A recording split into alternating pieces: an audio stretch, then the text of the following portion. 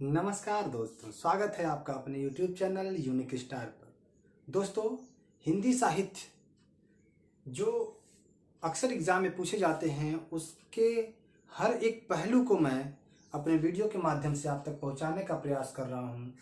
आज भाग 9 जो हिंदी साहित्य का भक्ति काल है, मैं उसकी बात करूंगा। आदिकाल समाप्त हो चुका है, अब भक्ति काल की बात हो रही है दोस्तों।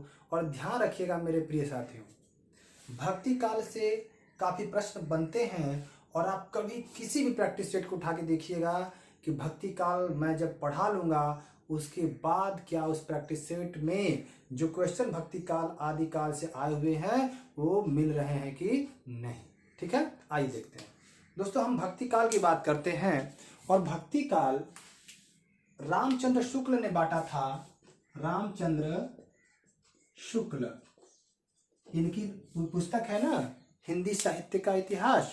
तो हिंदी साहित्य के इतिहास में इन्होंने कहा था कि भक्ति काल 1375 से 1700 विक्रम संवत तक रहेगा, क्योंकि आदिकाल आपको पता है, आदिकाल इन्होंने बताया था 1000 जो है 50 विक्रम संवत से लेकर के 1375 विक्रम संवत तक। ठीक है ना।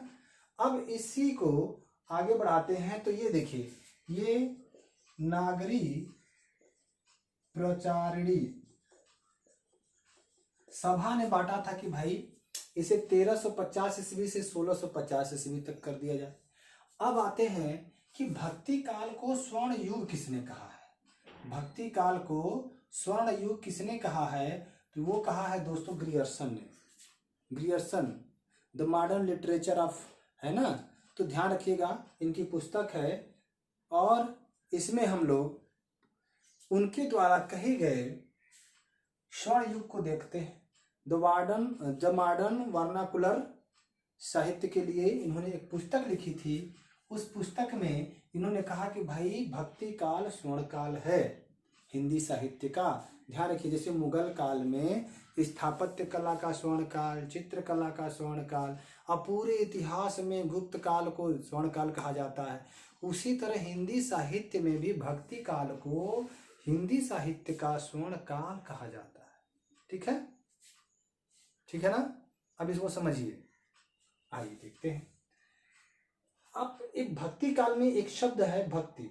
भक्ति शब्द सर्वप्रथम कहाँ से मिला, ये प्रश्न बनता है। तो भक्ति शब्द सर्वप्रथम एक उपनिषद जिसका नाम है श्वेता श्वेतेर नामक उपनिषद में भक्ति शब्द पहली बार मिला। और भक्ति भज धन अक्तिन, तो भज का मतलब होता है दोस्तों साधना, आराधना, ध्यान। तो इसमें जो कवि या लेखक या जो भी विद्वान हुआ करते थे वह ईश्वर की भक्ति किया करते थे, उसका भजन किया करते थे, उसकी साधना किया करते थे। ठीक है। अब इस बात को हम आगे बढ़ाते हैं कि भक्ति काल का आरंभ कैसे हुआ, किन किन लोगों ने क्या क्या माना है। अब इसको ध्यान से देखिए, मैं बता रहा हूं। आचार्य रामचंद्र शुक्ल ने कहा कि जब मुस्लिम आक्रमण हुआ, मुस्लिम आक्रमण समझ रहे हैं ना, सल्तनत काल, मुगल काल। तो सल्तनत काल जैसे 712 ईस्वी में अगर आप देखें तो गुलाम वंश की स्थापना होती है। तो 1206 ईस्वी में, 712 में तो आक्रमण होता है और 1206 में गुलाम वंश की स्थापना होती है। फिर तुगलक वंश आता है, खिलजी वंश आता है, ऐसे खिज्र वंश आता है, लोधी वंश आता है, फिर मुगल काल आता है, फिर आपके ब्रिटिश आ जाते हैं। तो इनका कहना है कि जब मुस्लिम आक्रमण हुए थे तब से हमारे यहाँ भक्ति का प्रभाव होता है और भक्ति काल जो उद्भव होता है वो मुस्लिम आक्रमण की देन है। ऐसा कौन मानते हैं? रामचंद्र शुक्ल। ग्रियर्सन नाम से ही पता ईसाई है, तो इसने कहा ना शुक्ल साहब यह ईसाई धर्म की देन है। कौन मानता है? ग्रियर्सन कहता है ना ईसाई धर्म की देन है। जबकि हम लोग जानते हैं कि 1854 में जो वुड डिस्पैच 1842 का जो घोषणा पत्र आया था उसके बाद ईसाइयों का थोड़ा सा बोलबाला होता है। डॉक्टर ताराचंद्र ने कहा ना अरबों के आक्रमण की देन है, अरबों के आक्रमण की देन है। लेकिन सबसे सटीक बात अगर किसी की लगती है तो वो हजारी प्रसाद द्विवेदी की लगती है। इन्होंने कहा कि भारतीय चिंतन धारा का स्वाभाविक देन है भक्ति, भारतीय चिंतन धारा का स्वाभाविक देन है भक्ति। ऐसा किसने कहा? ऐसा कहा हजारी प्रसाद द्विवेदी ने। क्यों कहा? इनका तर्क बड़ा लाजवाब है। तर्क इतना लाजवाब है कि आप इसका काट नहीं सकते। जैसे इन्होंने तर्क दिया कि भाई साहब, मुस्लिमों का आक्रमण कहाँ हुआ? आपके उत्तर भारत में हुआ, दक्षिण भारत में तो आक्रमण कोई नहीं हुआ। तो फिर दक्षिण भारत में भक्ति काल कहाँ से आया या भक्त कवि कहाँ से आए? तो इन्होंने कहा कि भाई यह भारतीय चिंतन की स्वतः देन है भक्ति काल, न कि अरबों मुसलमानों या ईसाइयों की देन है। किसने कहा? हजारी प्रसाद द्विवेदी ने। इन्होंने कहा कि भारतीय चिंतन धारा का स्वाभाविक देन है, भारतीय चिंतन धारा का स्वाभाविक देन है। फिर उन्होंने तर्क दिया कि दक्षिण भारत में मुस्लिम आक्रमण तो नहीं हुए थे, फिर भी वहां भक्ति था। तो भक्ति काल की शुरुआत दक्षिण भारत से माना किसने? आचार्य हजारी प्रसाद द्विवेदी ने। अब आप कहेंगे कि सर ये तर्क तो बड़ा जबरदस्त है, और बिल्कुल है भी। आप समझिए इस बात को कि यह तर्क जबरदस्त है भी। फिर उन्होंने कहा कि भक्ति द्रविड़ उपजी लाए रामानंद, प्रकट किया कबीर ने 7 दीप 9 खंड। अर्थात कुल मिलाकर के इनका कहनाम है कि भक्ति काल की शुरुआत भारत की खुद की देन है, न कि अरब, न कि मुसलमान और न कि ईसाइयों की देन है। ठीक है ना? इस बात को ध्यान रखिएगा। आगे बढ़े। अब देखिए दोस्तों, इसमें पूछा है कि भक्ति सर्वप्रथम कहाँ पे आया? तो भक्ति सर्वप्रथम दक्षिण भारत। सबसे पहले इनका मानना है कि भक्ति सर्वप्रथम दक्षिण भारत में आया। उसके बाद यह कहाँ पे आया? तो किस भाषा में आया? तो तमिल भाषा में आया। याद रखिएगा किस भाषा में आया।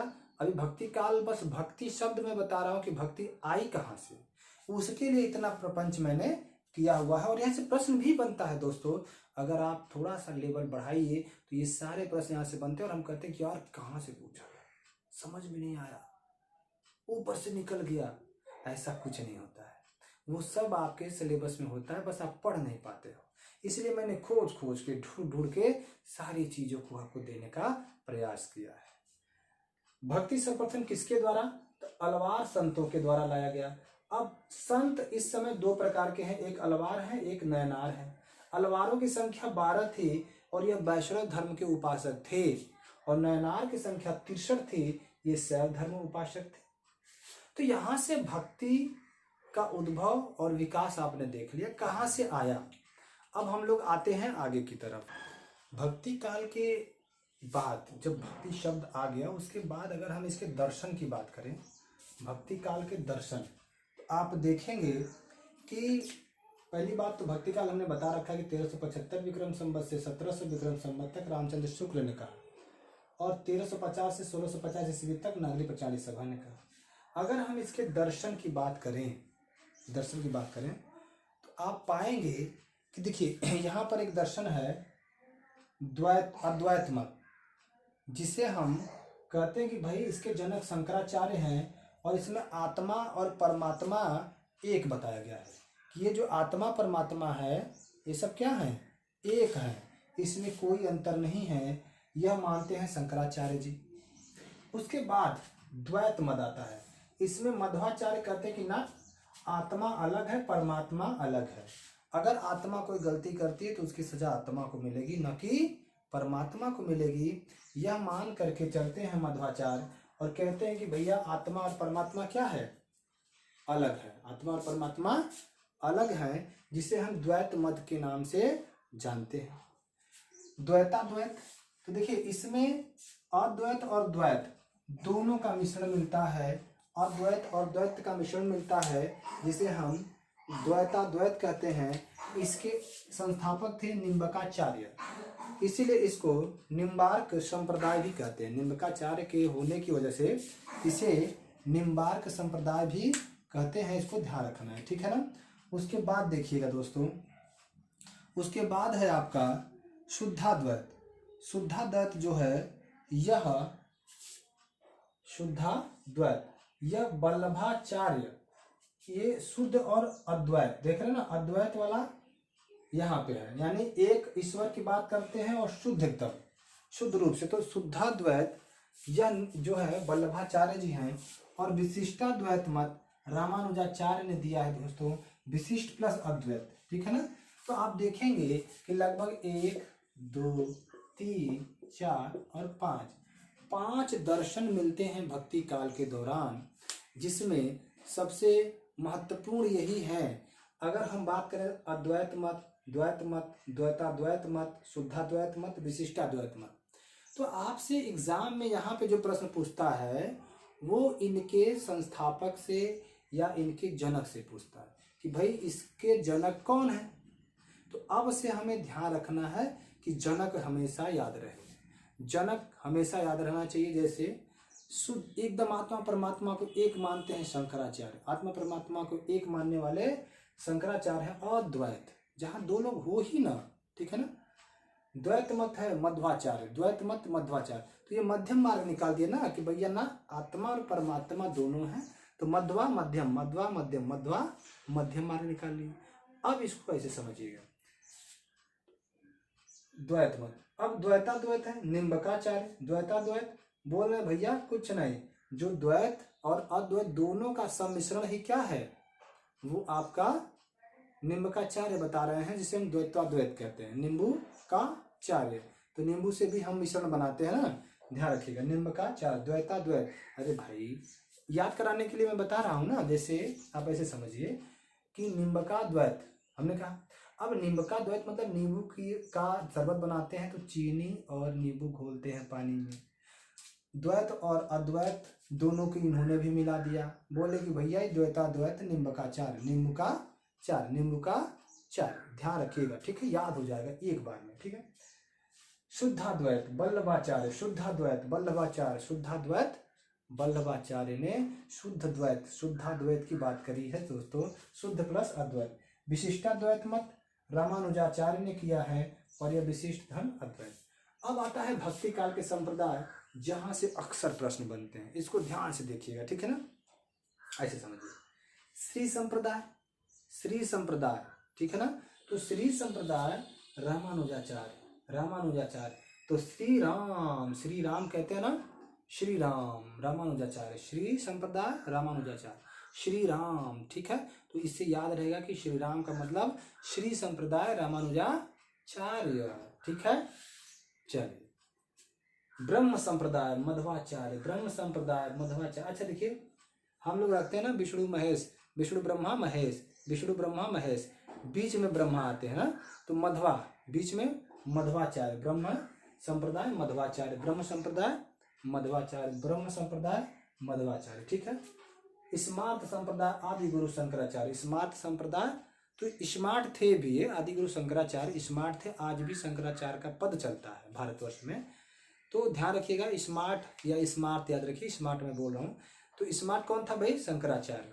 मध्वाचार्य मध्य की बात करेंगे, ब्रह्म संप्रदाय। श्री राम जय जय राम, तो ये आपका आ जाता है जो है श्री संप्रदाय रामानुजाचार्य।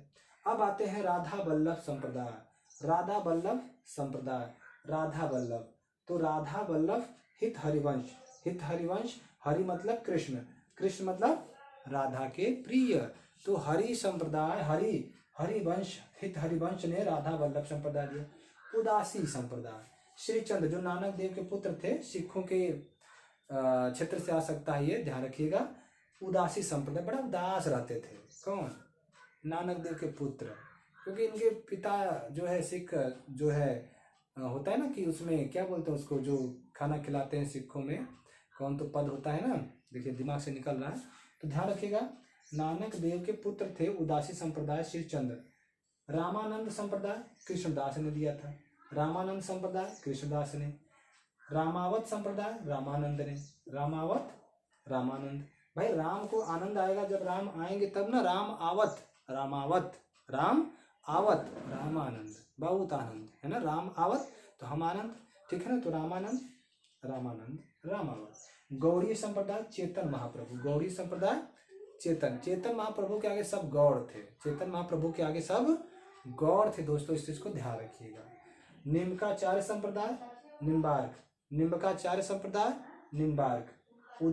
हरिदासी संप्रदाय हरिदास, हरिदासी संप्रदाय हरिदास ने दिया था। तो इस प्रकार से हमने संप्रदाय उनके संस्थापक, और यहाँ पर कुछ दर्शन हैं भक्ति काल के जिनके जनक की बात हमने कर ली दोस्तों। और यहाँ से भक्ति काल में यहाँ से एक न एक प्रश्न जरूर आता है, लिख लीजिए, पक्का आता है, ये अनुभव कह रहा है मेरा, काफी आता है। आप भी देखेंगे ना, जब आप पेपर सॉल्व करिएगा, कभी करिएगा पेपर सॉल्व, तो आप देखेंगे कि यहाँ से कोई न कोई प्रश्न जरूर बनेगा। ये व्हाइट बोर्ड आपके जीवन में खुशियां ला सकता है, 1 नंबर आपके एग्जाम में जरूर आता है, इसको ध्यान रखिएगा। आगे बढ़ते हैं दोस्तों। और भक्ति काल को हम इसके गुण के आधार पर भागों में बांटते हैं।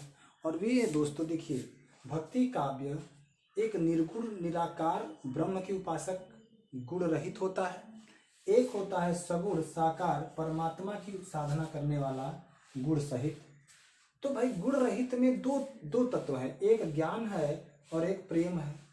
तो मूल तत्व ज्ञान के तौर पर ज्ञानाश्रयी या अवधूत संप्रदाय या संत का विधान के तीनों याद रखिएगा, ज्ञानाश्रयी या अवधूत या संत काव्य। संत काव्य कहने का काम किया है राम कुमार वर्मा ने इसे संत काव्य की संज्ञा दी है। और इसके प्रतिनिधि कवि कबीर रहे हैं, मलुकदास और रैदास, ये 3 कवियों को याद रखिएगा, ठीक है।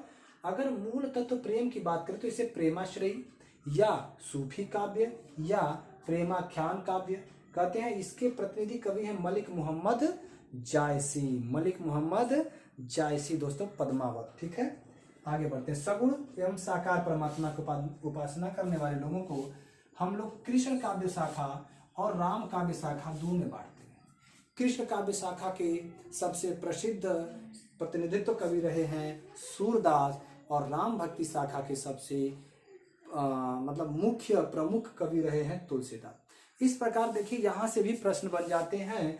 भक्ति काव्य को 2 भागों में निर्गुण और सगुण में बांटते हैं। निर्गुण में मूल तत्व ज्ञान, मूल तत्व प्रेम, ज्ञान वालों को ज्ञानाश्रयी और प्रेम वालों को प्रेमाश्रयी। अवधूत संप्रदाय, सूफी संप्रदाय, संत काव्य, प्रेमाख्यान काव्य, यहाँ कृष्ण काव्य में, और इधर राम काव्य। तो इस प्रकार से दोस्तों अगर देखा जाए तो भक्ति काल के जो प्रश्न है ना, अब भक्ति शब्द और भक्ति काल के बंटवारे से कोई भी ऐसा प्रश्न है जो रुके कभी नहीं, कदापि नहीं, ठीक है।